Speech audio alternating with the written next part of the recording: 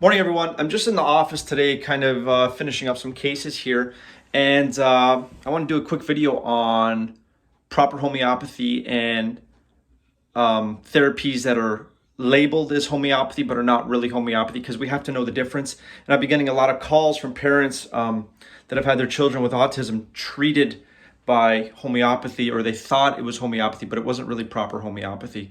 So I just want to give you guys a couple pointers of what to look for, whether you actually seen a homeopath that did homeopathy or kind of just said they were homeopath and it wasn't really homeopathy that they were prescribing. Okay, so a couple things. There's two things when it comes to homeopathy. We have number one, the medicine. Okay, so homeopathy is number one, either plant-based, mineral-based, or animal-based.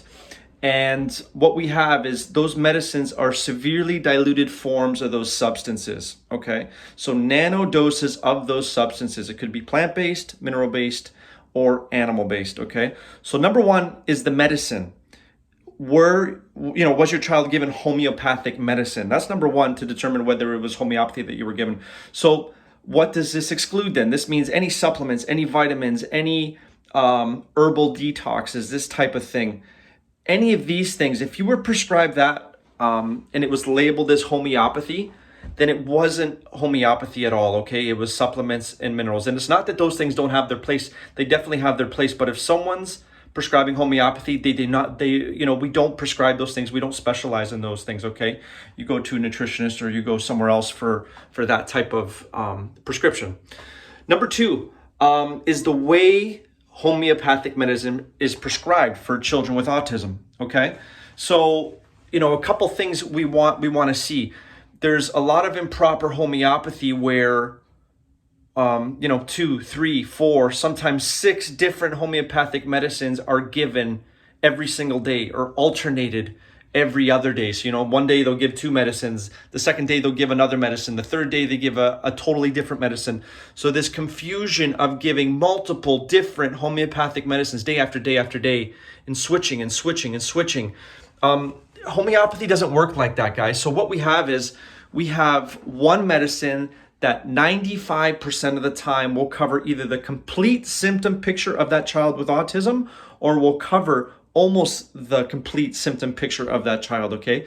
So proper homeopathy is giving the homeopathic medicine one medicine at a time. Because you give 6 medicines at a time in homeopathy, it means number one, the case is confused. Number two, the homeopath is confused because he's not able to pick one medicine, so he's giving a bunch of them, hoping that one of them is correct. Only one of those medicines, if there is results, was correct and caused those changes in that child, okay? So, we always want to see one medicine at a time, one variable at a time. And that's why we do one homeopathic medicine at a time, give it, watch the reaction of the child with autism, and then see what happens. Then, at that time, what happens is there's a set of symptoms that will usually greatly improve in the child, whether it's stimming, whether it's more speech, whatever it may be.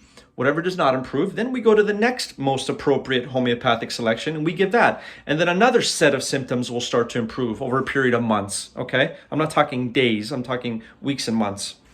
So this is what we like to see. The last thing we want to see is minimum dose. It's another key of proper homeopathic prescribing. So what does that mean, minimum dose?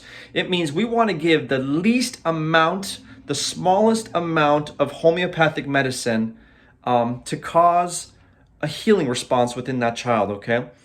The reason children remain healthy even after homeopathy is stopped, which sometimes is not true with supplements and vitamins, sometimes it is, but sometimes it's not.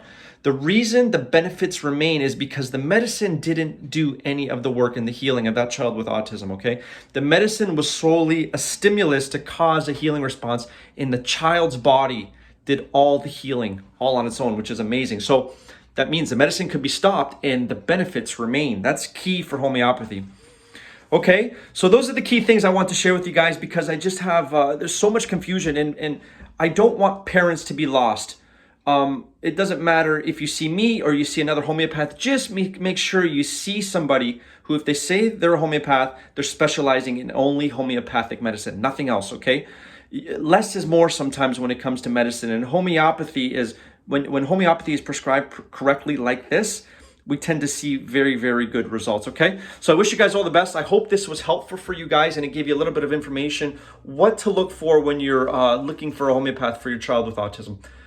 Have a great day. I wish you guys all the best.